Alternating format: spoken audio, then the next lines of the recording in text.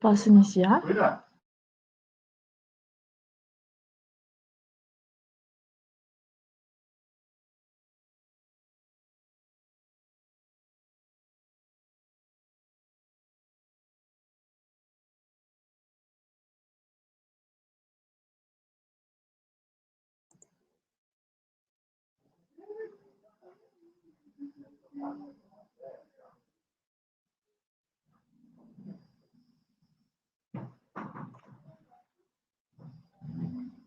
Boa noite a todos, sejam todos bem-vindos a mais um Gira Jovem, esse ano online, conectados aqui via rede.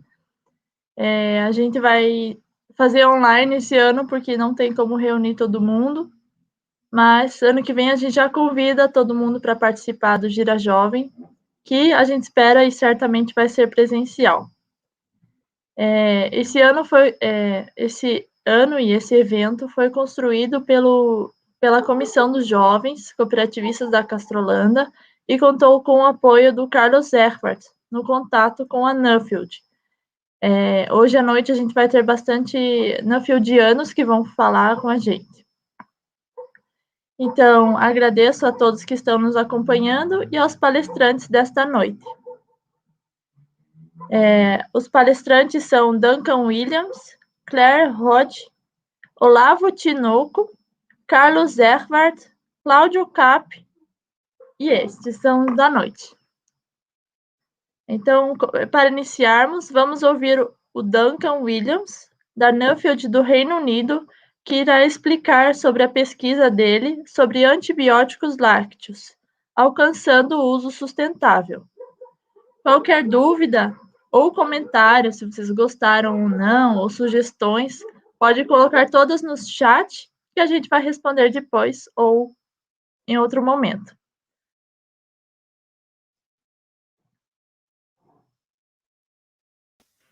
Hello, my name is Duncan Williams, and I'm going to talk about sustainable antibiotic use within the dairy industry. As some background on me, I've been a dairy vet for about 10 years, and I've just completed a master's in sustainability. A lot of the work that I've done over the last 5 years has been around the UK's response to antibiotic resistance, and specifically how the dairy industry can change to try and meet the challenge that's coming towards us. So I researched this issue as part of my Nuffield Scholarship. For those that don't know, a Nuffield is all around leading positive change within agriculture and involves around 16 weeks of travel overseas, and then you come back and you share the knowledge that you've gained with the wider farming community. So sustainability is a massive issue at the moment, and at its heart, what it means is that we live in a way today that doesn't prevent people from living tomorrow. And the issues around environmental sustainability then come down to 4 real key concepts. It's whether we are emitting any pollutions, whether we are eroding any natural resources, whether we're extracting anything from the ground, and then also if we're perpetuating any injustices. So those 4 concepts go across all the different environmental sustainability issues that we've got. Antibiotic resistance being just one of them, but we've got sort of the biodiversity collapse and climate change that all follow this same model and can be viewed in the same way. And there's a real risk when it comes to antibiotic resistance that we become slightly desensitized to this issue following COVID. But I think if anything, it showed us how important these health issues can be, especially when they are of a global scale, and antibiotic resistance around the world is increasing. And so it definitely does need action on the part of everyone to try and fix it. The science isn't perfect, but there have been some really good global reviews on this issue, and it definitely shows that we need to act. And that agriculture definitely plays a part in the emergence of antibiotic resistance. So here in the UK, we've probably been seeing a big antibiotic reduction push for about 7 or 8 years now. Within the dairy industry, that involved a few different things. Firstly, the rollout of selective dry cow therapy, which is where only some of the cows are treated with antibiotics at dry off. It involved a lot more benchmarking of individual dairy farms, and that tended to be by the processor collecting the information how much antibiotics were used on each farm, and then using that data to try and drive improvements in animal health. In other sectors, we've seen much bigger reductions. So the UK pig industry has about halved its antibiotic use over the last couple of years. Within the dairy industry, we haven't seen a huge amount of overall reduction in antibiotic level, but we have seen a big reduction in our use of critical antibiotics, which include the fluoroquinolones and the cephalosporins. So we've moved away from them completely, and our dairy industry does not use those antibiotics anymore.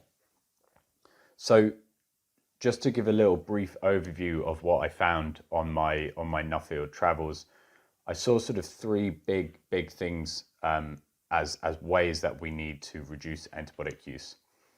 Firstly, I saw people doing a really good job of implementing best practice.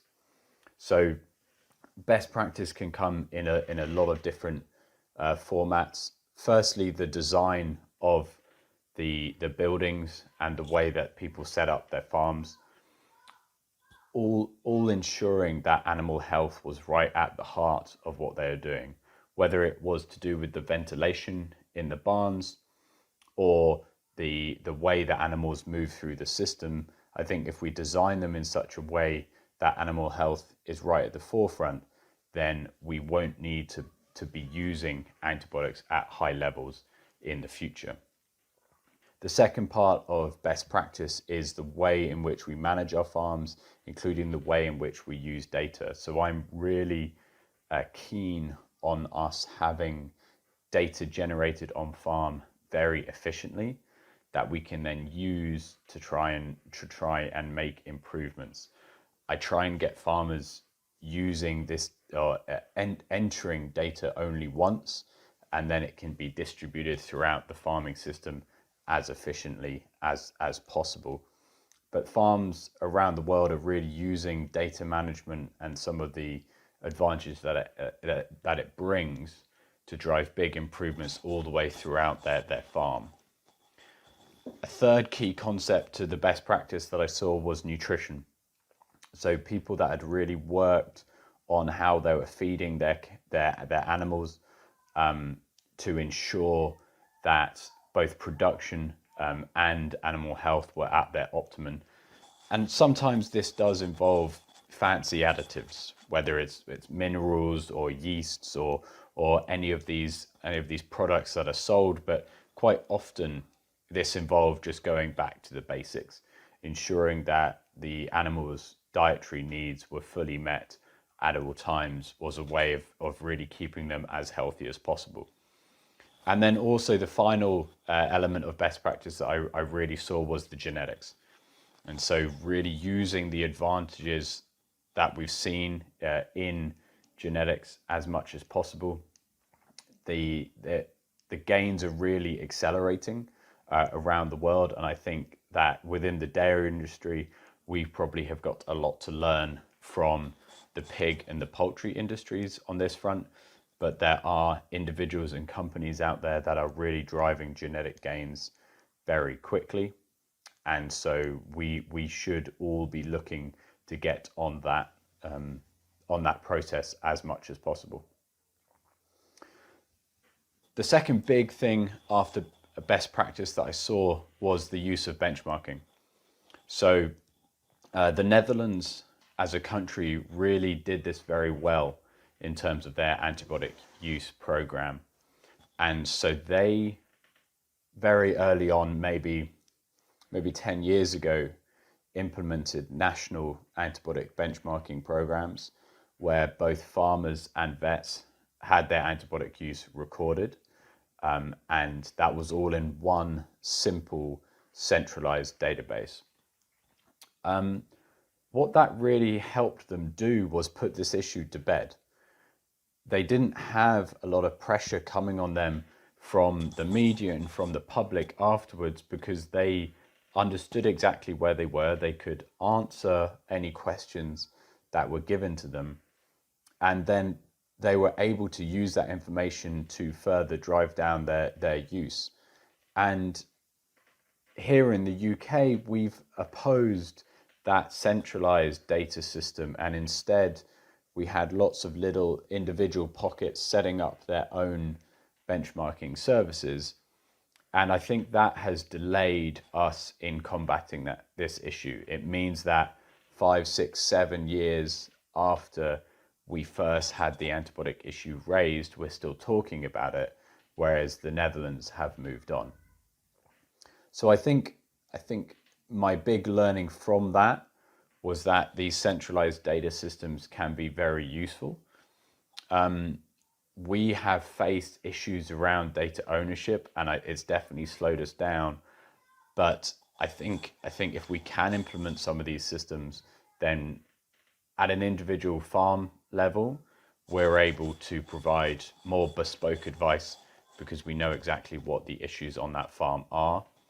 And then also part of our data generation can be a bigger shift towards transparency.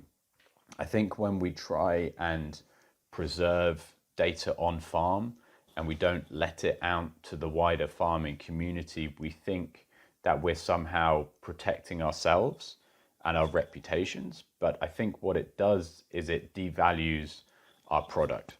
And so we're not able to show how good a job we're doing because we're not releasing any of the data that we've got on farm. So I think if we can create quickly data systems that benchmark what we're doing, we can share that externally to prove to our customers how good a job we're doing, and then we can also use that internally to try and drive further progress, then that's going to be definitely to the benefit of the industry.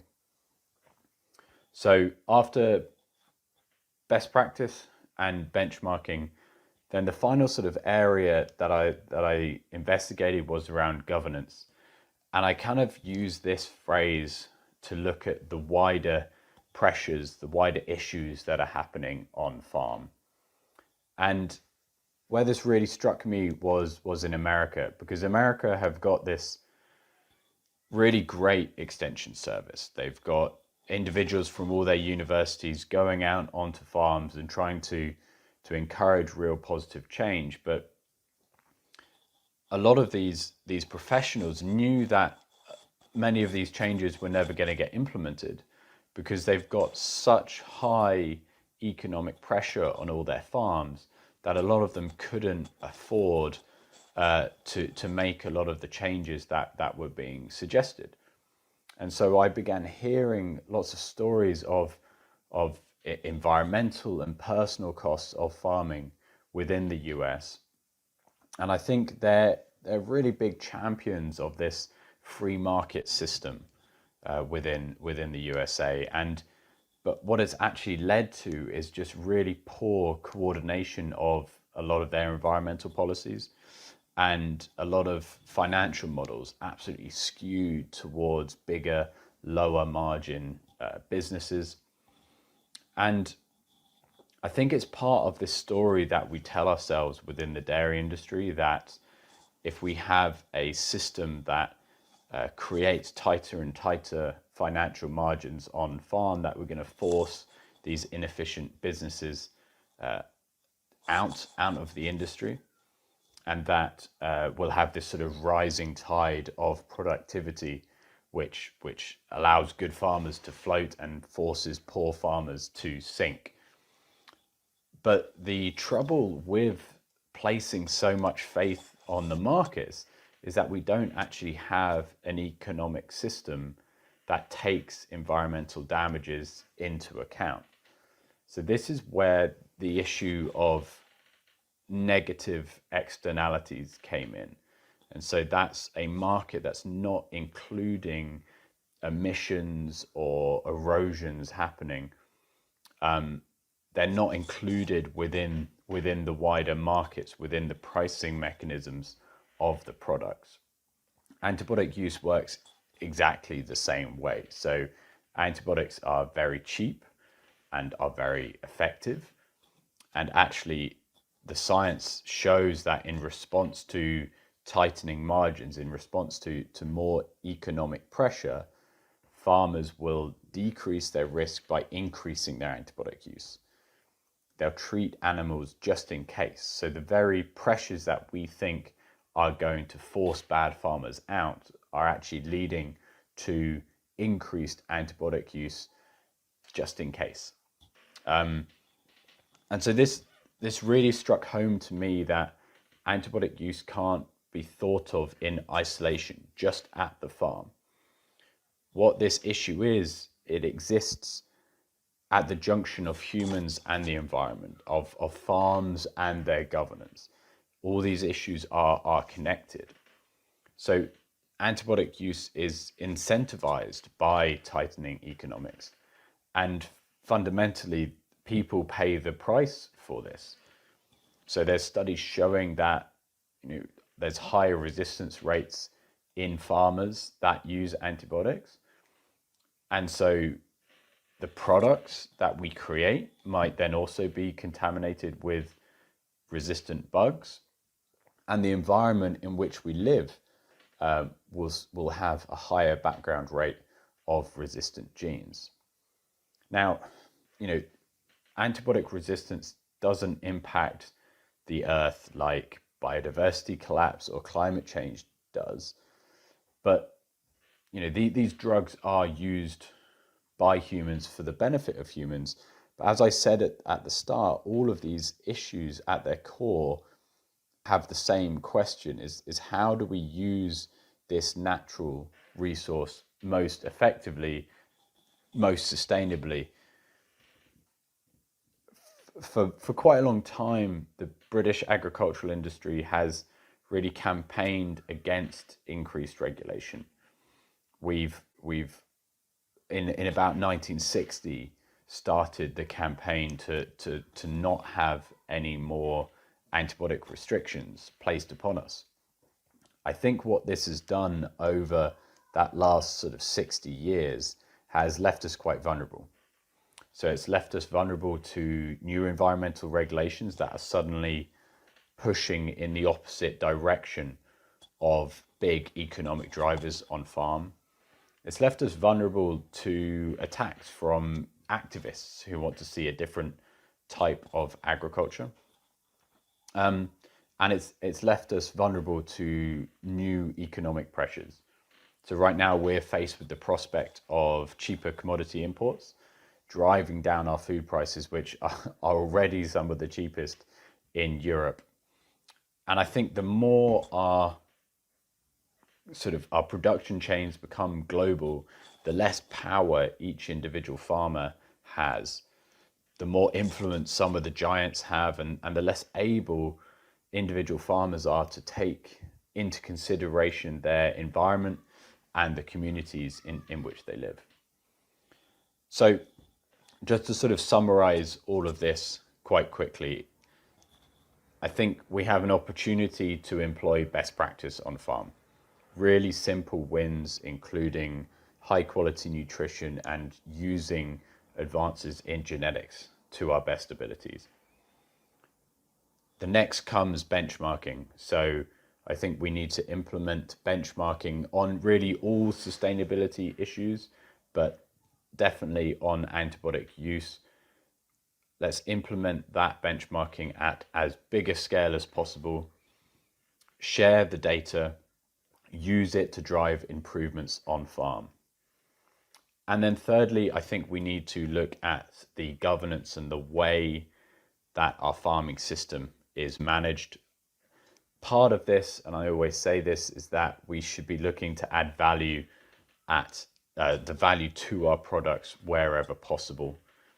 But then also as individuals within our farming system, I think we need to be using our voices to try and drive change, to try and speak to the regulators, whether it's the processors or or the governments to try and incorporate some of these environmental issues into the regulations so that we're not faced with this trade-off between economic and environmental benefit. So that's all I've got time for today. I hope you found that useful. Thank you very much for your time. Goodbye.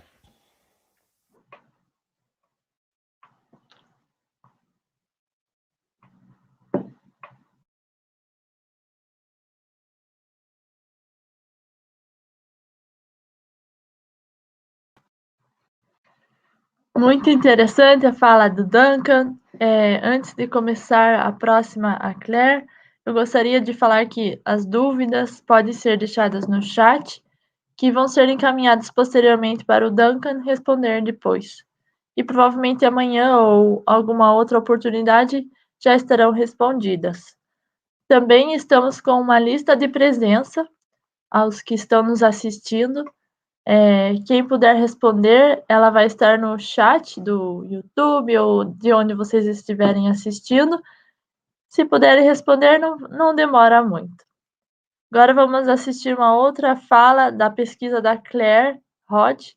Ela também é pesquisadora na Nuffield do Reino Unido. Ela pesquisa sobre automação e novas tecnologias na agricultura. Vamos assistir. Hi, I'm Claire Hodge, and I'm really delighted to be able to join you today and talk to you about some agtech innovation that I'm working on. I'm based in Scotland, Edinburgh in Scotland, and I'm going to tell you a bit about my job, a bit about my background, and hopefully touch on quite a lot of the agtech innovations that I've come across for the last kind of 2 years and a lot through my Nuffield scholarship.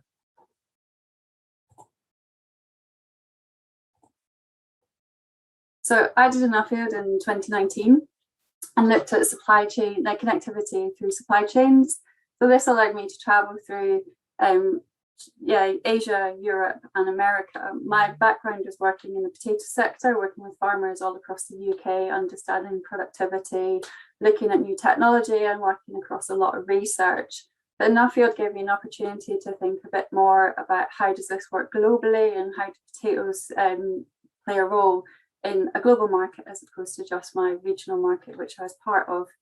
And the connectivity part of it was that I really wanted to focus on how can farmers be empowered by data and understanding more of how their business works in connection to other enterprises, other businesses, and also other technologies. So it was an incredible journey. It was an incredible thing to do. And it really opened my eyes to how important everything that we do on farm, everything that we do to support farmers, it really comes to life, and it is important to how everything works around the world.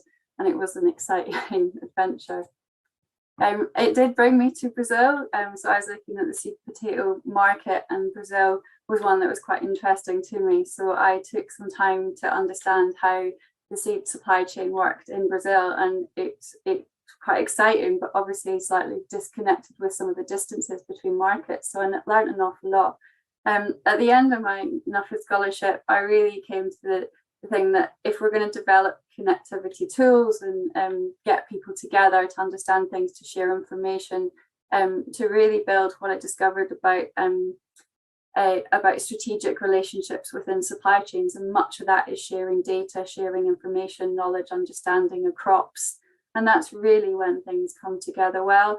But much of it has to be farmer focused, and there has to be a benefit to the farmer, and it has to be easy to use. And often technology is expensive. So how do we make sure that that expense is shared through the supply chain? Because it's not just the farmer that often it's not the farmer at all that benefits from the technology. So how do we make sure that that investment is worthwhile for farmers to be making? A big bit again, especially kind of coming back home and thinking about natural resources, the environment is coming up the agenda quickly, and to try and keep up with that, how can we use technology to achieve some of those goals, and what can we do? And often what I was learning was that the system that could look after natural resources better was in the long run more profitable, but it takes time to get there, and there's a lot of fails often to get to that point. So how can we minimize some of those risks that farmers are having to take to become more environmentally conscious. And then ultimately, nothing works if it's not profitable. So productivity is always key, and that's something, having worked in the potato industry, productivity is king. You have to reduce waste, you have to increase output, and that's all about driving the bottom line and making sure the business is profitable. And often when we talk a lot about these things, we forget about the profitability of the farmer and making sure that business can succeed to continue to invest. And that's got to be at the core of what we work on. So after understanding a lot more about how potatoes work, how farming works all around the world, I was given an opportunity to change jobs, and I moved to an innovation hub in the UK called Agri-Epicenter. So this is a centre set up by government in the UK to really try and fast track ag tech, looking at precision and engineering. And what my role is working with our network of 25 farmers all across the UK, really people who want to advance technology on their own farms in their own right, but also wanting to work with other businesses. We bring in companies, startup companies who have never worked in agriculture. We bring in companies who have spent a long time working in agriculture, but we can introduce them to data analysts, data scientists, researchers, people from all around the world, to try and really create a network that allows people to share ideas and develop that technology to support farmers. And my role is working with the farmers so we can provide that feedback. Look, we can test stuff on farm. We make sure that the tech that's coming to the table to be discussed is going to be useful for the farm business and not just for the company that's going to be wanting to sell the product. So it's a real test bed and a real live commercial situation that we work in. It's enhancing research and development as well, because we work with a lot of the researchers across the country too. A lot of it's about communicating with farmers broader than just our network, because what we find is if one farmer's used something, it's far more credible and believable product if it's actually used on farm in real life conditions. So that's what my role is, specifically working on high value crops. So I've got apple orchards in the south of England. I've got potatoes, onions, salad leaves, all sorts of different high value crops that I get to look at and work at. So I've branched out a little bit from my kind of comfort zone of potatoes, and it's really exciting to see how the aims and the ambitions of these farmers are all very similar, and trying to find solutions for situations that everyone's trying to navigate at the moment. Particularly here in the UK, the issues that people are quite front of mind is, again, the kind of environmental impact and kind of requirements that government and companies and customers are requiring. So carbon is a big topic, and clearly, like high value veg, we do cultivate the land heavily. So how do we make sure a system fits? How do we still feed people? How do we feed our customers, produce the products that people want, but also be considerate to the environment we're working in? So looking at biodiversity. And here in the UK as well, farmers have really relied or been well supported through the European Common Agricultural Policy. And now that doesn't exist for us anymore with Brexit. So the way farmers will be supported in the UK is changing quickly and much more focused on the environment. And then the other thing that we are really facing right now is the lack of labour on farms, again, because of Brexit. So this is something that needs to be thought about, and we're taking very seriously in terms of automation. How do we make sure the technology that is getting to farm is easy to use, and that can be used by people, that people can be trained and skilled to, and the skills that we need on farm are changing quickly. So looking at all these kind of things, the challenges that farmers are going to be taking on, and how can we support that, and how can we think a bit faster and try and speed things up for them to make sure these solutions are there when they need them. So how does the farm network work? So with my farms, I work with 7 farms specifically, and what we do is we really get the technology onto farms, and loads of it's about kind of not just looking at specifics, one technology that we put on. What we want to look at is sometimes the unintended consequences and understanding the data that can be collected So we put in weather stations, we put in soil moisture sensors, high-res satellite images. We have access to all the muddy boots data, so which is like looking at farm records, looking at fertilizer input, spray records, just to see some of the subtleties if we're looking on projects to see how this is impacting the whole business and what's being used. And we do a lot of soil carbon collecting to understand how what the level of carbon and organic matter is on the soils that we're working with. We have geospatial data such as yield, protein, and grain moisture, and that's very much connected to the supply chain. So we've got peas, and we look with the companies to see how like the variance across the field or the quality of that product as it goes through, especially with high product stuff.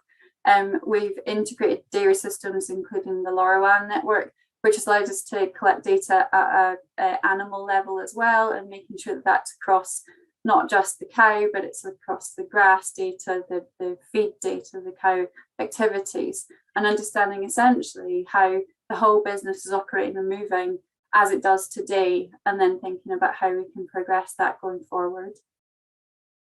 So once we've got this network of farmers who are doing all sorts of different stuff, and we collect all that data, which is valuable, how can we use it?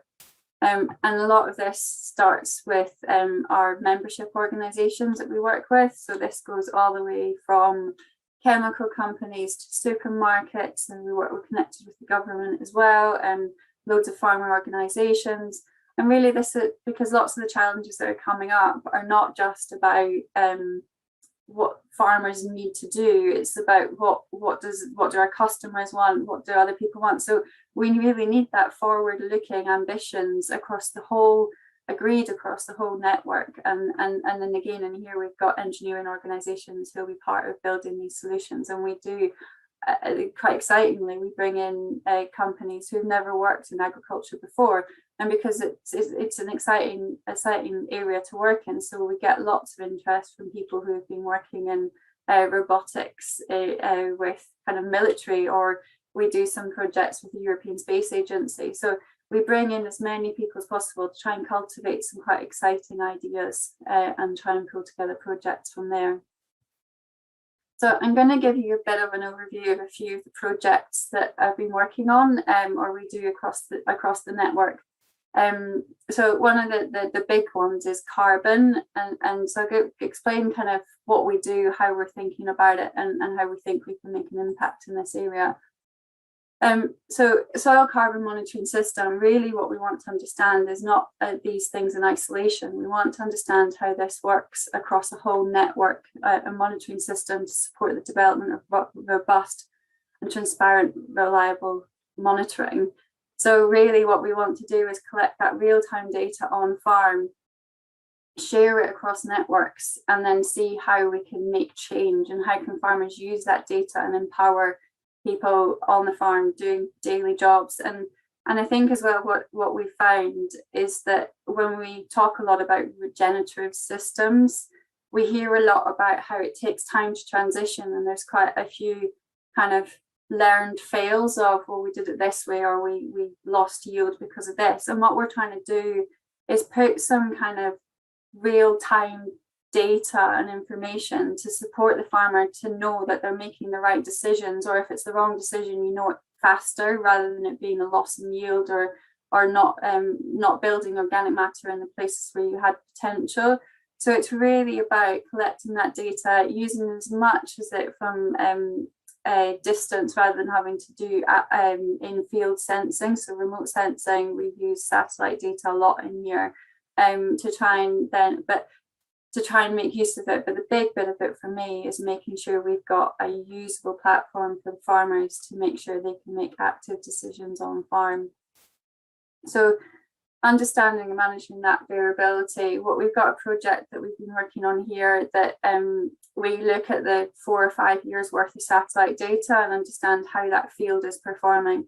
We want to be able to understand not just at a kind of area level and saying this is your soil type. We want to understand exactly how that field compares and which areas we should focus on.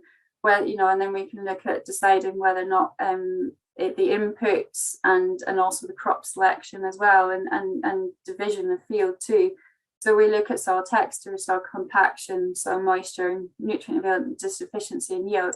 And what we're starting to do is set up a platform that farmers can use. They can hopefully at some point be able to just log in and see how that field's performed over 4 or 5 years and say, okay, this bit's good, this bit's not good. How to then divide it and zone it, and then also very much about the organic matter to see how you're building that organic matter. And what we're seeing, which is what I find really interesting, is how different crop rotations perform. So you can see we see different responses to our winter wheats and our barley, and kind of grass rotations as well in there. And then also what we're seeing is how farms are building that organic matter over time. And one of the big differences in the program that we're working here is it's not just looking at above or understanding maps that show us what's happening above ground. It's also the algorithms that we're building here is taking research from many years of on farm research from research institutes and actually understanding what's happening below ground. So this isn't just using maps that tells us the kind of above ground leaf content. It actually shows us the below ground root systems that we're developing. And so what we're seeing is we can understand cover crops a lot better. And I think that's quite exciting to just not taking a blanket approach. We could say, well, grow cover crop in this part of the field, but not over the whole plate, which is costing in time and productivity and time. So we've got that as well, and this project that we're working on too, one of the big kind of conversations that is coming up is that we work with a water company, a water catchment company. So their biggest cost is actually taking nitrogen out of water to go into the water network. So what we're saying is there's no point putting nitrogen on parts of this field, and then for it to then we know that it's leached, and then it's costing companies lots to take it out. So how do we bring together this network to not put nitrogen in, to not have to take it back out of the water? So using this platform and using this information allows us to have really powerful conversations with everybody that's using the natural resources, which is important to the UK market. What we add as well to this is that we've got loads of technology that we can deploy, and so we've got closed chamber soil flux measurement systems. So we're not just doing things, we ground truth everything that we do. We're not just doing it from a satellite. We actually go into the field and we measure the organic matter. We put in the flux measurement systems, and this sits in the field and they'll tell us how the organic matter is building and how carbon is being released in the field. So we're using some of these technological tools to advance our understanding and make our algorithms more accurate. So it's not about saying that every farmer is going to need a flux chamber, which would just be ridiculous because that would be far too expensive. So we're not trying to build systems that are going to be expensive for farmers. What we're trying to do is take technology, test it, and use this for ground truthing, and then deploy remote systems that farmers can access pretty cheaply and help make decisions on farm. And then here we go again. This is another that we have the ASD field spec high-res system, so you can go into field and do handheld sensing to check that what we're getting from the results from satellite remote sensing is actually accurate and correct. And then so my area, although I did grow up on a dairy farm, my area is not dairy specifically. We have another team of people who do specialise in this.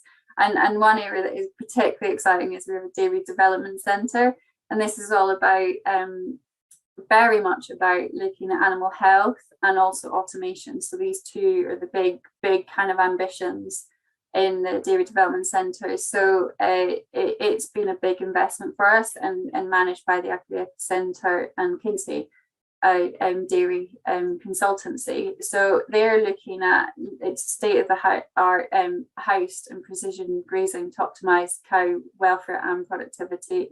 So all automated, all measured. And again, this looks not just at the cow level, it looks at the grass, it looks at the inputs, it looks at the outputs. And we work with companies who are trying to develop technology, especially on the engineering side, in this environment. So this is truly state of the art, and it is something that if you want to know more about, I can certainly get you in touch with our manager who runs this centre. And then on the kind of beef side as well, this is a project that's very much linked with the supply chain. So OptiBeef, we're looking at 3D imaging, and that's about making sure that the product that's delivered to slaughterhouses what the consumer needs, and we reduce waste the whole way through. Where this is interesting is that we're not just measuring at the end of the life cycle. This is about managing the animal from the very beginning and making sure that you respond to the needs of the animal and can measure very early on and very early detection to make sure that again, welfare, but also quality of product is what's required for the customer. So this is about measuring young stock and understanding the needs of the animal. And then more into my area, especially this is the crops area. So, I mean, we're doing a lot of smart management systems. So again, using these remote sensing technology, but using ground truthing in there. So we're developing systems that we should be able to look at nutrient deficiencies. We're using sensor technology to identify pest and disease as early as possible. And understanding across the field how we can then deliver back to what the plant needs. So whether that means that we then have to deploy drones, or we need to then deploy spray technology to specific areas. But a lot of this is understanding very early on what pests and diseases in the field, understanding what the cost is to control or manage. And that's often the starting point, and what people don't maybe perhaps start with. They start with, we could do something, but often it's finding the right crop to deploy it in. So obviously, like potato blight is a good one because you can treat and isolate and that will stop the spread. But obviously there's other pests and diseases that are endemic, so it would take a different approach. And obviously drones aren't going to work well in that area. So this is where we work really closely with the technology companies to make sure that we're putting sensible remits and scope into the projects, that we're developing systems that will work for farmers and can be used. And then so this comes into our robotic and automation, and a lot of this one is about collecting the data and making, like, so some of the robots that we're working on, it's a field scout, so using robots to go up and down the fields to early detection, and understanding even some biodiversity criteria. We've looked at opportunities to measure the biodiversity in the field, and look at field scouting, which is an important one. But then obviously there's then application and herbicide, pesticide applications through the field, and understanding the opportunities within that. And we're putting one into the orchards soon to see how we can use this automation, and we're also, one of the other automation projects we have is in leaf, like lettuce leaf harvesting, to remove because that's a very heavy in manual labor. So this is something that we're trying to put in. It is a tractor, but that means it's just one person doing the job rather than many people. And so that sector is moving on very quickly, but very much relies on the data input and data collection to make sure we can deliver that one. And then the sensor technology, where you put the sensors is an important bit, how you deploy that, where you put how it's used. Some of it might go on a drone, some of it might go on the tractor, some of it might go onto an automated system.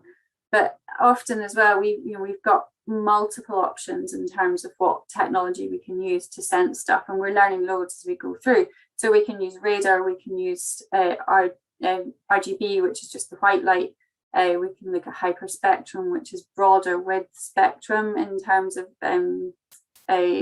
what's the plant doing that we can't see by eyes. You can use LiDAR, which is going to give you more of a microwave, so we can see depths and phenotypes. from there, hopefully. And then we're even looking at SIF sensing, and that's actually understanding photosynthesis of the plant. So it would tell us how the plant is behaving before we even know. So that's understanding kind of daytime, nighttime productivity, and that's something that's not been deployed in Europe at all. And the purpose of this isn't that we again think that every farm, because these sensors go from $5 to over $200,000. It's huge in terms of the difference in cost. But what we want to do is to try and use this as a ground truthing tool or something to understand how the plant or animal are behaving differently, or in terms of our carbon, in terms of greenhouse gas emissions. So what we're trying to do is collect a real good quality data set so we can understand more what's happening on these commercial systems, to then understand what needs deployed, what can be deployed. And we'd much rather use $5 sensors across the farm that can be used by farmers. So we're not looking at putting these expensive systems into place, but what we're trying to do is that to empower some of the algorithms and the machine learning that we then can use the cheaper sensors on farm. So it's quite exciting. It's scary to think like some of the investment that's needed to do it, but hopefully what it means is that it becomes affordable, and some of these sensor technologies will also become cheaper for farmers to use. So then as well, I just thought I'd mention that we do some international projects. So we work with companies from all around the world in terms of developing new technology, but we also have projects running in other countries. So we've got a few in China with smart farms. I'm working on one at the moment in terms of disease ID in wheat and maize, actually.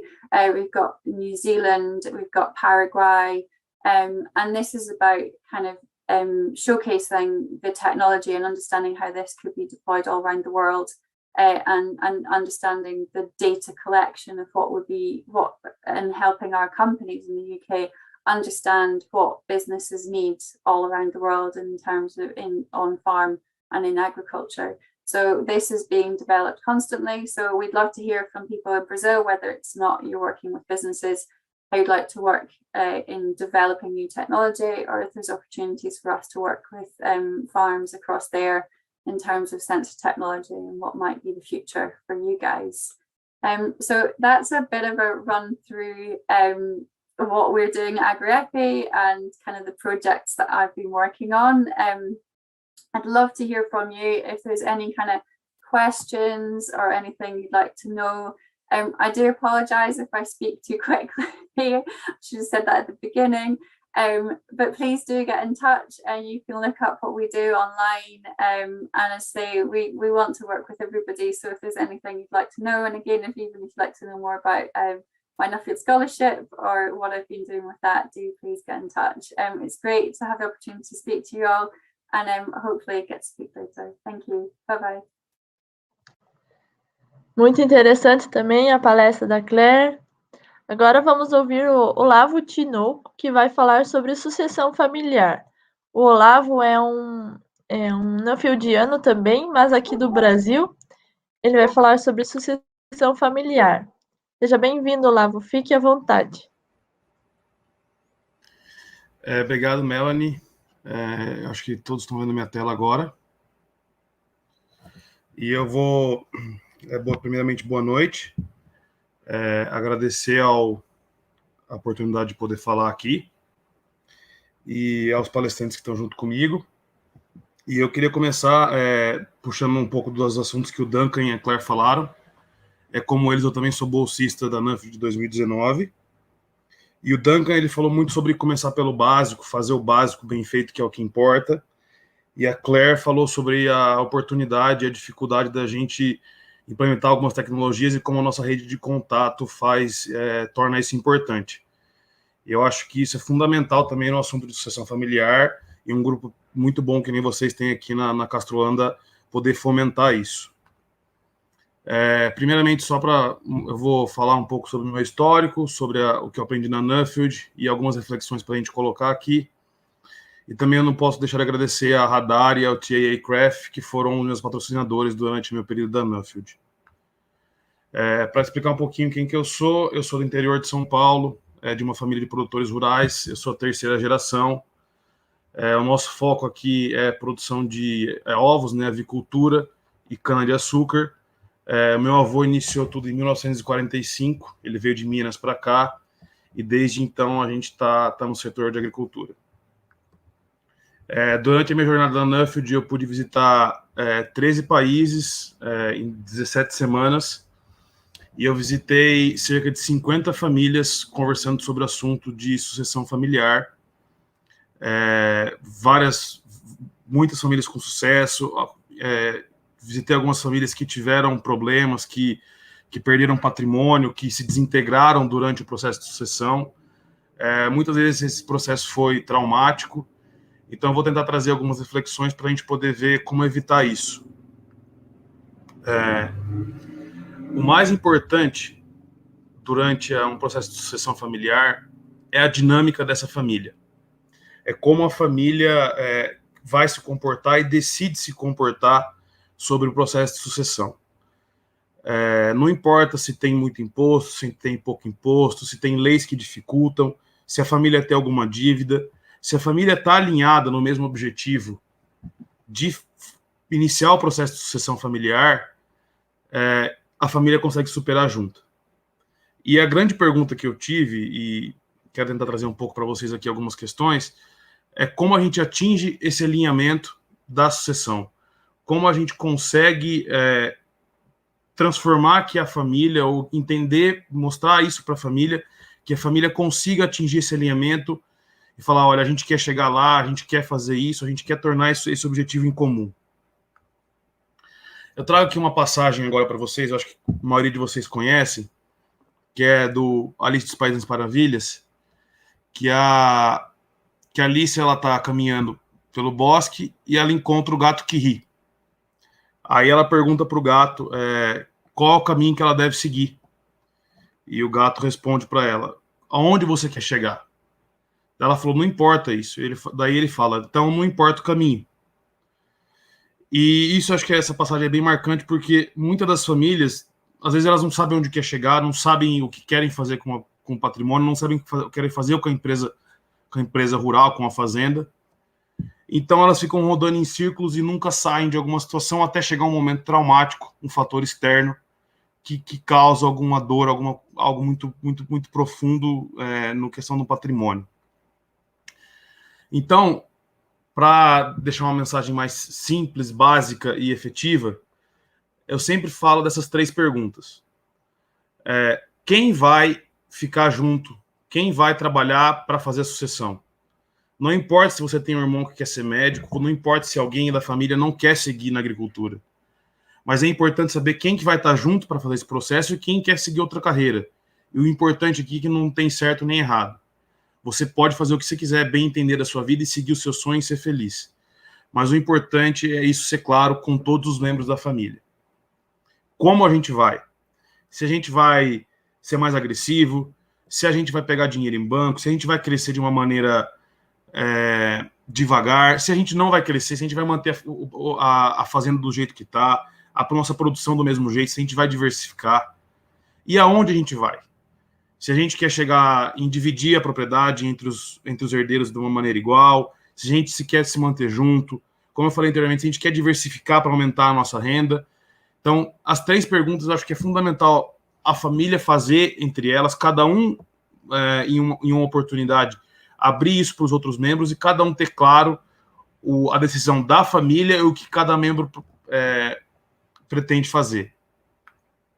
Por quê? Porque isso muitas vezes coloca um foco que muitas vezes a gente está tão dentro do negócio que a gente não consegue ver as coisas importantes acontecerem, as coisas que, quando você toma uma decisão muito importante, você não consegue ver algumas oportunidades. O produtor brasileiro ele tem essa característica de ser muito bom tecnicamente.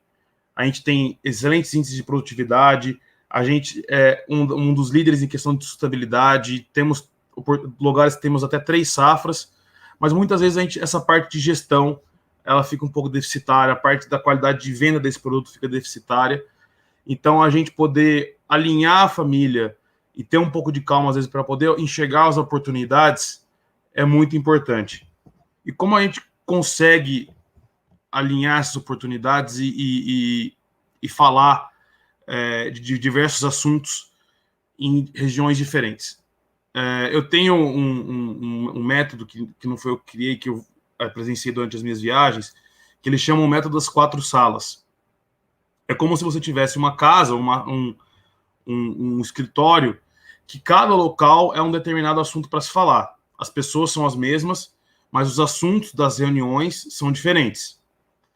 Então, na sala da propriedade, vai se falar de assuntos da questão do patrimônio, dos donos do patrimônio. Muitas vezes nas empresas familiares, e principalmente em sistemas cooperativos, essas salas se confundem muito, porque muitas vezes o operador, quem toca na família é o dono, quem está ali durante o dia na operação é o dono, e isso se assemelha muitas vezes à questão de fazendas no exterior. Mas a sala da propriedade é para falar sobre o patrimônio. Se a gente vai comprar terra, se a gente vai vender, se a gente vai arrendar, coisas relacionadas ao patrimônio, se a gente vai construir mais alguma coisa ou não, falar sobre o patrimônio e quem é responsável por esse patrimônio, quantos herdeiros tem, porque, por exemplo, um irmão que é médico, mas ele é herdeiro, ele vai fazer parte do conselho da sala da propriedade, porque ele tem uma participação do patrimônio. Na sala do conselho, é uma questão da estratégia da empresa. É aí que o pessoal às vezes fala de criar um conselho, uma diretoria de conselho. Às vezes você fala de empresas que têm capital aberto na bolsa. É esses conselhos diretórios que tomam as decisões estratégicas de longo prazo. E aí que você vai falar sobre a estratégia da empresa, da propriedade familiar, da fazenda. Se vocês vão querer partir para um outro modelo em 5 ou em 3 anos, definir os organogramas, definir função, essa parte mais macro da gestão da propriedade, da parte mais assim superior dos assuntos. Na sala da gestão, os assuntos são relacionados à operação e gestão do dia a dia. São questões sobre compra de milho, venda de leite, planejamento de safra, fornecedores, coisas do dia a dia, relacionadas à gestão e operação diária da propriedade. E a sala da família é algo que linka todos. É o relacionamento da família com a propriedade rural, com a empresa rural, com a sociedade do agronegócio. Muitas vezes, os membros eles vão se intercalar, mas é importante, durante as reuniões, ter essa separação de assuntos, porque isso facilita a comunicação, evita brigas desnecessárias, discussões desnecessárias, e dá uma certa produtividade nessas reuniões. E só para fechar aqui, a propriedade, geralmente, a gente recomenda aí de 3 a 4 reuniões por ano, reuniões trimestrais. O conselho é aí 2, no máximo 3 reuniões. A sala da gestão, geralmente reuniões semanais, mensais, às vezes até diárias. E a sala da família, nas reuniões familiares, 1 vez por ano, 2 vezes por ano, para decidir esses assuntos mais delicados.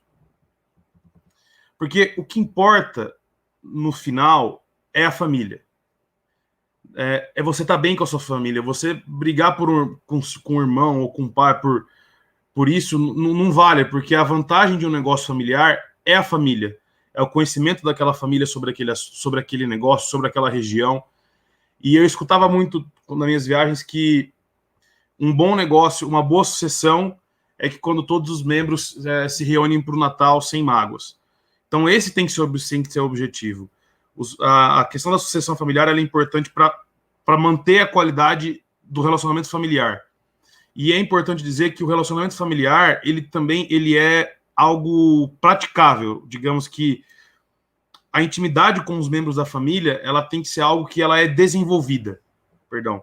Você consegue desenvolver a intimidade entre os membros da família. Então, reuniões programadas, churrascos de domingo que não se conversem sobre o assunto da empresa, exercícios de alguma viagem para alguma palestra, para algum curso, mas que o contato entre os membros da família seja algo desenvolvido e isso vai, consequentemente, aumentar a intimidade entre os membros e facilitar a comunicação dessa família. E para concluir aqui, eu gostaria de deixar essa frase, que eu acho uma frase bem bonita, que é que a gente não herda a terra dos nossos pais, mas a gente empresta ela de nossos filhos, para deixar uma reflexão aí para vocês sobre a importância da sucessão e como isso perpetua a história da sua família, o legado da sua família, e como isso é importante para manter a saúde do negócio e do agronegócio brasileiro como um todo. Então, gostaria de agradecer aí a minha fala e a oportunidade. Muito obrigada, Olavo. Foi muito importante, muito atual para o que estamos passando agora na nossa cooperativa também. Agora queria chamar o Carlos Zerwart. Ele vai fazer, continuando o gancho dessa conversa, vai fazer contar a história do seu case, contar o depoimento da sua família sobre sucessão. Boa noite e fique à vontade. Boa noite, pessoal. Deixa eu compartilhar minha tela aqui.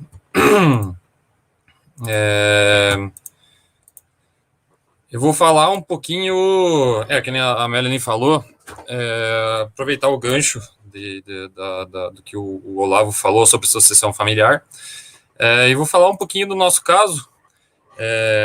Ele primeiramente, vou me apresentar, né? Eu sou cooperado da Castrolanda já desde 2020,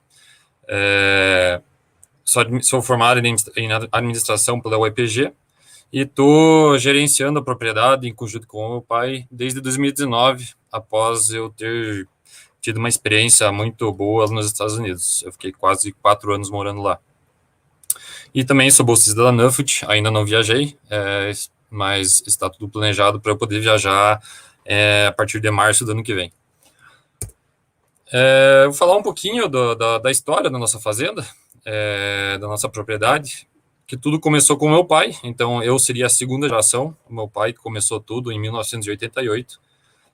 Ele nasceu na Holanda, em Maasland, e ele veio para o Brasil porque na Holanda, como a maioria sabe, é um país minúsculo, a terra agrícola é muito cara, então, e ele era o mais novo da família, de uma família de 9 irmãos, e ele acabou ficando meio por último na fila de espera para conseguir alguma influência dentro da propriedade da família. Ele também nasceu na leiteria lá na Holanda, da família dele. Então ele falou, vou fazer a minha própria sorte e vou emigrar para algum lugar onde tenha mais oportunidades.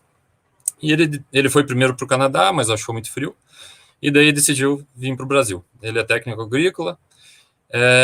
Primeiramente ele trabalhou um tempo aí como casqueador aqui no Brasil, até ele ter dinheiro suficiente para comprar a propriedade que a gente tem hoje, em 88.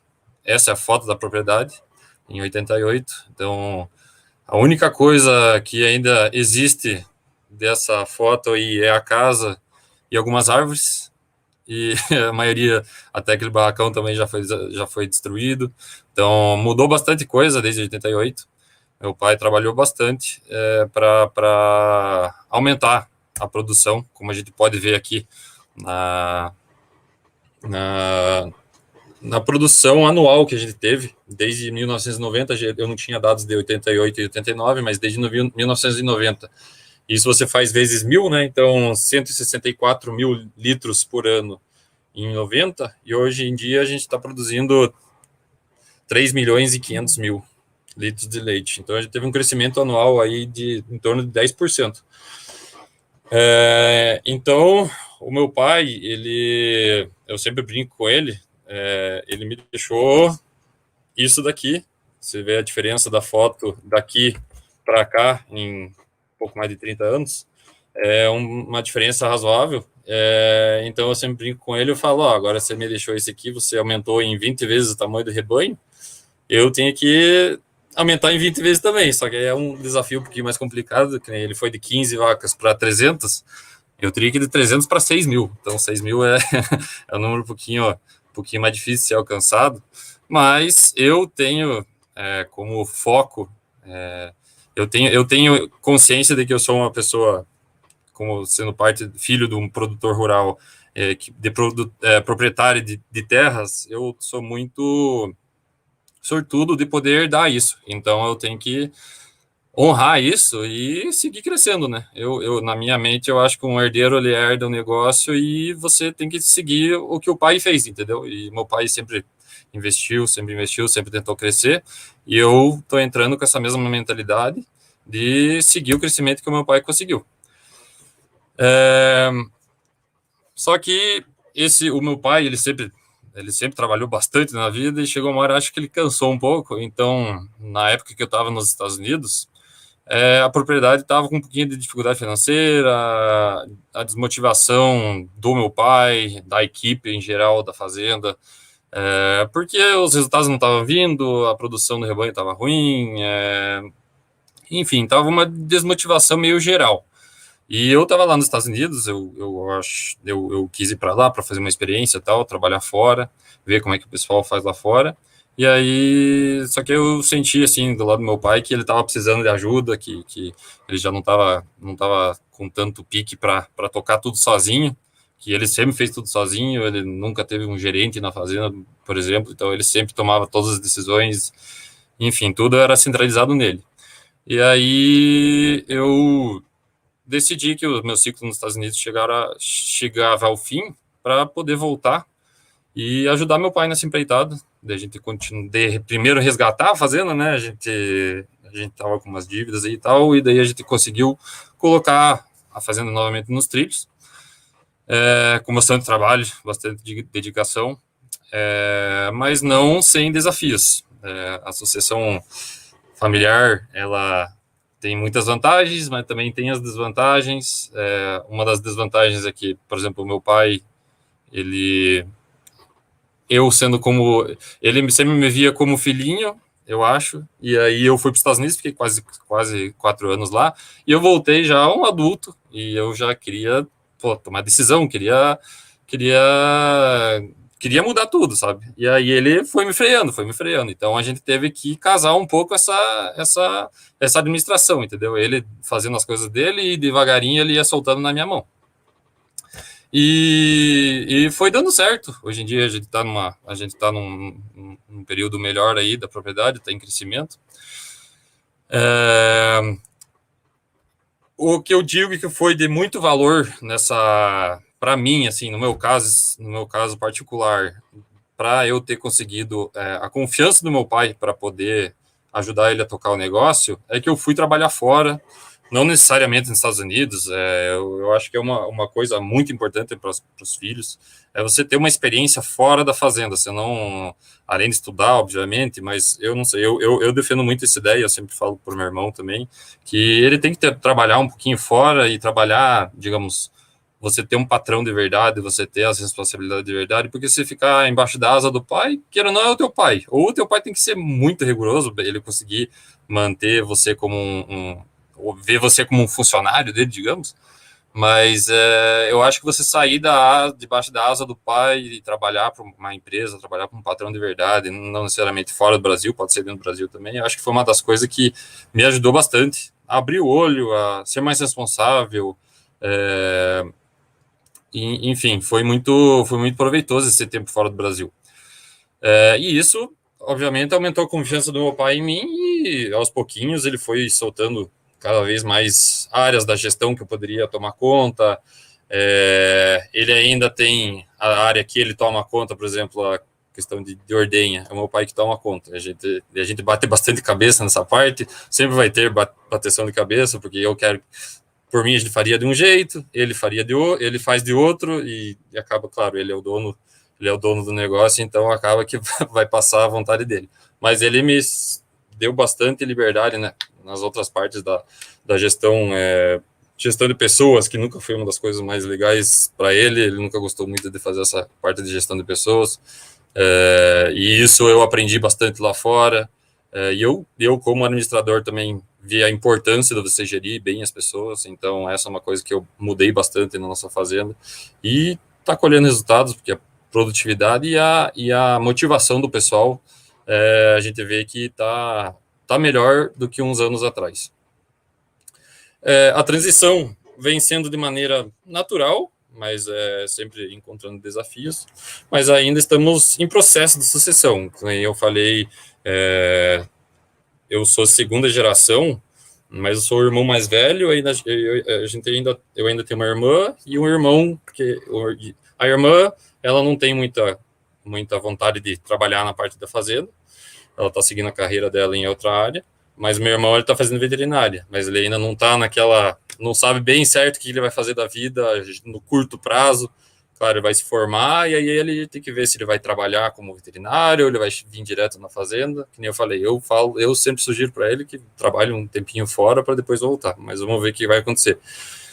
Então, a nossa sucessão, obviamente, ela tem desafios, mas é muito mais fácil por se tratar de menos pessoas, né? É meu pai, meus pais e meus irmãos. Aí você tem fazendas aí, tem famílias que envolvem 20 pessoas, neto, enfim, aí quanto mais você vai aumentando a família, mais delicada fica essa sucessão, né? Então, mas no nosso caso, como são relativamente poucas pessoas, por enquanto está indo muito bem e a gente espera que continue nessa tocada e que a gente consiga crescer juntos. Então, é isso aí, pessoal. Esse é o meu relato do que a gente está fazendo aqui na nossa propriedade. Se tiverem dúvidas, só mandar no chat aí que eu vou responder. Muito obrigada, Carlos. Sua fala foi de extrema importância para nós também vermos a experiência, né? Vermos um case que é de sucesso, né? Agora vamos ouvir a última palestra da noite, a última fala da noite sobre gestão financeira, que também é um assunto super importante dentro da propriedade, sendo ela agropecuária ou de leite ou de outro assunto. Agora vamos ouvir então o Cláudio Cap, da Fundação ABC, falando sobre gestão financeira. Seja muito bem-vindo e fique à vontade, Cláudio. Bom, boa noite a todos. Em nome da Fundação, agradeço o convite aí pela participação no evento. Para quem não me conhece, sou o Cláudio, sou pesquisador no setor de economia rural da Fundação ABC e também trabalho em alguns projetos interdisciplinares ali dentro, computacionais, envolvidos com sustentabilidade de sistemas, enfim, algumas coisas bem legais ali dentro. Eu acho que é interessante tudo que foi falado aqui, né? Eu vou entrar um pouquinho no tema de gestão financeira, mas o que dá para perceber, pegando um pouquinho do que cada um falou, é que as propriedades rurais, de uma maneira geral, elas estão fadadas a entrar em ambientes cada vez mais complexos, certo? Por que ambientes cada vez mais complexos? Porque é natural que com a evolução, né, do conhecimento, ou seja, quando a gente avança na fronteira do conhecimento, a gente tem mais coisas para estudar e mais coisas para aprender e coisas para dominar. Por que isso é uma coisa meio que necessária? Porque automaticamente o mercado vai se regulando a estas novas descobertas, certo? Então, basicamente, se nós estamos entrando, né, se as propriedades rurais elas vivem em ambientes cada vez mais complexos, bom, será que tem ponto positivo disso? Tem. Ponto positivo disso é que com esta complexidade, então, ela vem de um maior nível de conhecimento. Se eu tenho maior nível de conhecimento, provavelmente eu estou fazendo as coisas de uma maneira melhor, né? De uma maneira mais bem feita. Dessa forma, em cada unidade diária que eu estou trabalhando, seja no investimento, numa intensificação pecuária, seja num hectare de terra para agricultura, o valor, né, que eu estou produzindo ali naquela unidade, ele é um valor cada vez maior. Então, percebam, eu tenho um valor cada vez maior sendo produzido, eu posso traduzir isso em tecnologia, posso traduzir isso em cultivares, posso traduzir isso em genética, posso traduzir isso esse avanço, né, da fronteira do conhecimento em novos processos, em novas tecnologias embarcadas e tudo mais. Então, eu estou produzindo mais nessa unidade diária, então esse é o lado bom, né? O ambiente é mais complexo, mas eu estou tendo uma maior rentabilidade, ou seja, isso nos traz uma maior sustentabilidade. A gente sabe do desafio que a gente tem aí no mundo de alimentar toda a população. O agronegócio tem um grande desafio aí na sua mão. Bom, por outro lado, né, este ambiente de complexidade, ele exige cada vez mais a capacitação, né, de todas as pessoas envolvidas no processo. Haja visto as palestras que nós assistimos, né, das pessoas especializadas, né, em suas áreas de pesquisa, das novas gerações entrando no negócio, né, com maior conhecimento, dando sua contribuição, né, daquilo que foram buscar em outros locais para o sucesso da propriedade. Então, eu tenho um ambiente mais complexo e eu preciso, então, ter um maior domínio, né, de um maior número de coisas. Bom, isso automaticamente vai influenciar, né? Se eu estiver entrando nesse ambiente de complexidade, acompanhando, né, este ambiente de complexidade, eu tenho grandes chances de me dar bem, né, nesse ambiente. Por outro lado, né, quando eu não acompanho isso tudo, o que acontece? Como a dinâmica do mercado em volta, ela acompanha, certo? Se a dinâmica do mercado em volta acompanha, o que acontece? O mercado acaba precificando isso tudo. Então, se o mercado acaba precificando, ele me força a eu estar cada vez mais atento em todas as margens, tá? Que são envolvidas nas unidades de negócio que eu tenho dentro da minha propriedade. A gente já vai falar um pouquinho sobre isso, sobre essas margens financeiras, né? Então, entrando especificamente no assunto. Eu acho que é legal, então, falando desse ambiente de complexidade, eu falar um pouquinho assim, do que a Fundação ABC vê, né? O que ela traz, né? O que ela procura trazer de benefício aí para as futuras gerações, pensando nestes avanços, né, da fronteira do conhecimento e pensando nesse domínio das informações e tudo mais. Bom, eu acho que eu vou projetar aqui a tela e aí eu mostro um pouquinho de algumas soluções que a gente tem, pensando nesse sentido. E falo também, e entro também ao mesmo tempo, né, no tema principal, que é a gestão financeira das propriedades. Pessoal, então, só antes aqui eu quero fazer uma pequena propaganda, né, para os cooperados. Eu tenho um livro agora que está sendo lançado que chama-se Gestão Financeira de Propriedades Rurais. E ele vai ser para os cooperados, né? Nós conseguimos montar um projeto para disponibilizar este livro para todos os cooperados que assim desejarem, se por acaso vocês tiverem interesse, tá? Junto com este livro, nós daremos um curso, ou seja, com a metodologia que está escrita aqui dentro, nós daremos um curso com uma ferramenta, né, para aplicar na prática a gestão financeira das propriedades rurais, tá? Então, eu vou ligar um pouquinho daquilo que eu falei com esse ambiente de complexidade, né? Vejam, a Fundação ABC, ela tem alguns projetos, né? Eu trouxe aqui o Sigma, que eu participo bastante, né, desse projeto, onde ele procura, basicamente, deixar a propriedade pronta, né, para esses novos desafios. O Sigma ABC ele é uma plataforma que é disponível para todos os cooperados das cooperativas Freezer, Castrolana, Capal e a cooperativa agrária também entrou nesse projeto.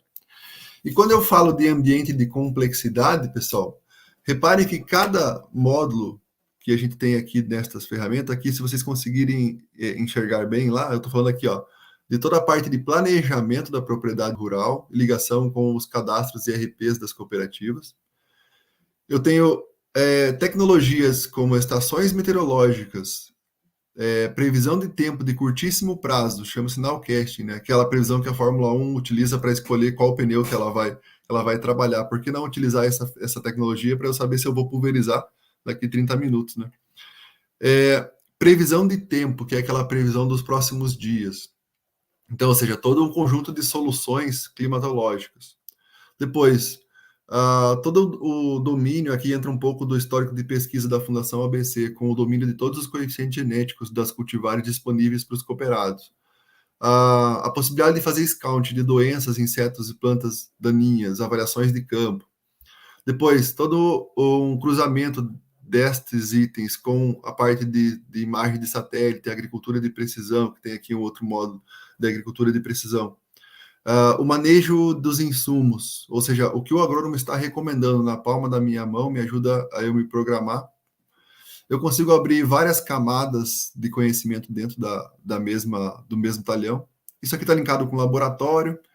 Enfim, isso aqui é alguns módulos que já estão prontos e ainda a gente tem alguns módulos que estão finalizando agora nesse momento. Um desses módulos é o módulo da economia rural, que é esse módulo que eu vou entrar especificamente aqui para conversar com vocês, tá?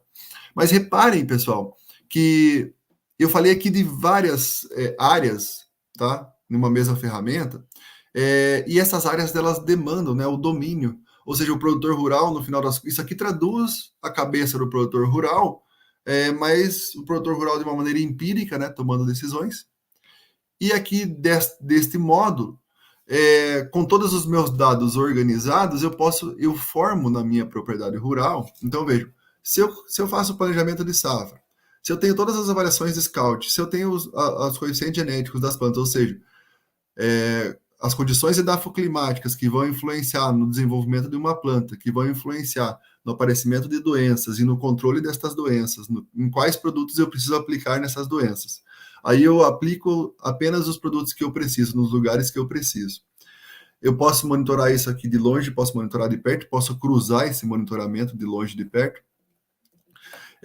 Enfim, cruzar estas informações, com todas essas informações, eu crio um banco de dados muito grande na minha propriedade rural, certo?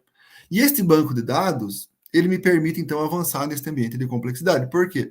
Porque ele me permite, agora, conhecer e deixar isso registrado para o resto da existência, pelo menos desta plataforma, de quais foram os itens que ocorreram na propriedade, quais foram as condições que ocorreram. Se daqui, a gente falou de sucessão, né? Agora há pouco, o pessoal falou. Daqui a 2 gerações, vai estar o neto lá, vai tentar entender por que determinada parte do talhão lá não produz tão bem, né? Se ele puder olhar para os últimos 10, 20, 30 anos, 40 anos para trás e tentar entender o que existia ali dentro daquele talhão, o que aconteceu ali, todos os tratos culturais que foram feitos, né? Ele vai ter muitas condições de entender o que está acontecendo lá na frente. Ele vai precisar avaliar isso de uma maneira especificamente? Provavelmente não. Daqui a 30 anos, nós já estaremos, né, com a inteligência artificial muito avançada, onde a pessoa só vai dizer sim e não, né, para basicamente muitas das coisas. Então, reparem que um banco de dados organizados, ele me permite eu ter um conhecimento de muitas variáveis que as nossas gerações passadas não tinham nem capacidade de processamento, capacidade de gravar informações, né, na cabeça, em cadernos e tudo mais. E agora a gente tem essa possibilidade. Isso nos dá a possibilidade, então, de conhecer cada talhão das nossas propriedades, cada animal das nossas propriedades, e tentar entender as particularidades, ou seja, eu vou tomar decisões mais gourmetizadas. Agora, né, a gente passa, tá na moda, né, falar que a agricultura de precisão, né, ela está andando junto com uma agricultura de decisão. Por quê? Porque quando eu preparo a propriedade com todos esses itens organizados, tá, e eu preparo o meu banco de dados, eu não vou preparar para hoje, para amanhã, para eu olhar dentro do Sigma para saber o que está acontecendo. Eu vou preparar para os próximos anos. Para quê? Para que a minha propriedade possa absorver a inteligência artificial trabalhando para me dar insights para eu tomar a decisão. Ou seja, daqui a pouco eu vou mostrar alguns exemplos de como que isso pode acontecer e vou linkar isso com a parte da gestão financeira. Então, repare, eu tenho todos esses conhecimentos agronômicos aqui dentro e eu tenho também um conhecimento aqui da economia rural. Por que eu tenho esse conhecimento da economia rural junto aqui? Porque não adianta eu ter uma solução da agricultura de precisão numa ferramenta, um satélite na outra ferramenta, um scout de doenças na outra ferramenta, ou algumas juntas, outras separadas. Aí depois, economia, o custo de produção, a evolução do patrimônio, o fluxo de caixa, em outra ferramenta, que eu não vou conseguir, ou eu vou ter um trabalho muito grande para processar esses dados, isso não vai ser automático. E isso não vai me trazer um dia a dia confortável para eu acabar tomando algumas decisões que eu preciso tomar. Então, tudo que eu falar de economia rural ou de gestão financeira da propriedade é dependente de todos esses itens aqui.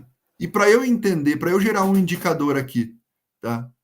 Que seja útil para eu mudar o meu operacional, a ponto de eu mudar o produto que eu estou escolhendo, a ponto de eu mudar a máquina que eu estou trabalhando, né? Eu preciso usar todas essas informações. Então, entrando basicamente no módulo de economia rural e entrando basicamente aqui no item da gestão financeira da fazenda, né? Basicamente a gestão ela é fechada, né, em um ciclo de situações que elas são semelhantes, mas não são a mesma coisa.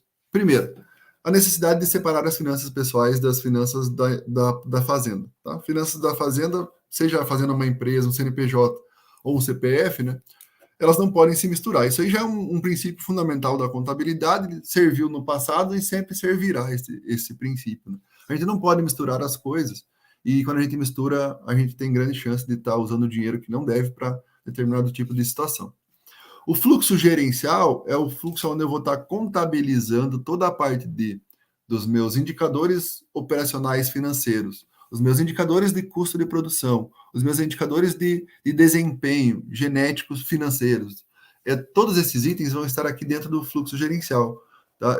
Eu chamo no livro lá de indicadores agrofinanceiros, ou seja, eles têm alguma ligação no agro, eles têm alguma consequência financeira. Tá? E eles são importantes, muito importantes para tomar decisão. Paralelo a eles, a gente tem o fluxo de caixa. Então, reparem, eu tenho o custo de produção da soja, que pode ser R$8.000, e eu tenho uma receita de R$12.000. Eu tenho um lucro de R$4.000. E lá no meu caixa, eu posso ter um caixa negativo. Lá estou com R$100.000 negativo. Tá? E, muitas vezes, né, se eu não conheço que essas questões elas são diferentes, né? Se eu não tenho essa percepção e esse monitoramento, eu posso olhar para o meu caixa da fazenda, ou posso olhar para as dívidas de curto prazo e posso tomar determinada, de certa forma, me preocupar ou ter um desespero que não necessariamente ele é real. Por quê? Porque às vezes eu tenho um fluxo de caixa negativo, porque é uma questão momentânea. Por quê? Pode ser que eu alavanquei para aumentar algum tipo de operação. Pode ser que uma operação específica não deu certo, mas não significa que a minha propriedade ela é inviável, tá? E essas coisas, então, elas têm que ser monitoradas e andar em paralelo. O fluxo contábil é toda a parte de controle do patrimônio da fazenda em uma metodologia que eu possa utilizá-la como referência, tá?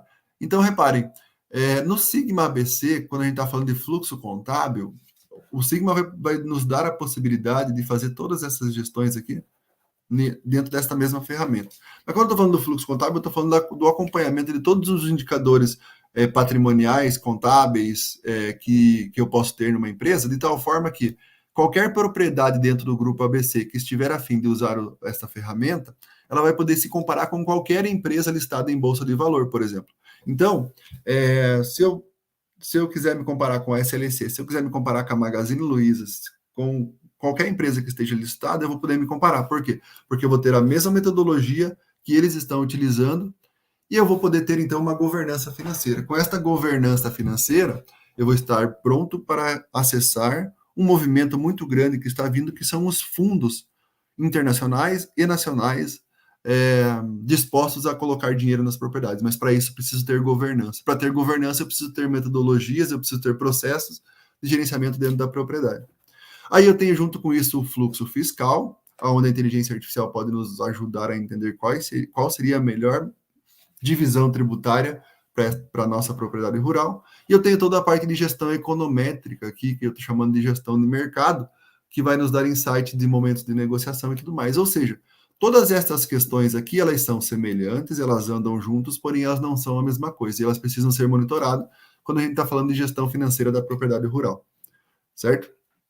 E aí, pessoal, bom, isso aqui demandaria, né, e demanda, e nós faremos um curso específico da aplicação do Sigma ABC, do módulo de economia rural. Nós daremos um curso de gestão financeira da propriedade rural, utilizando já a ferramenta do Sigma, para utilizar tudo isso aqui dentro da propriedade rural.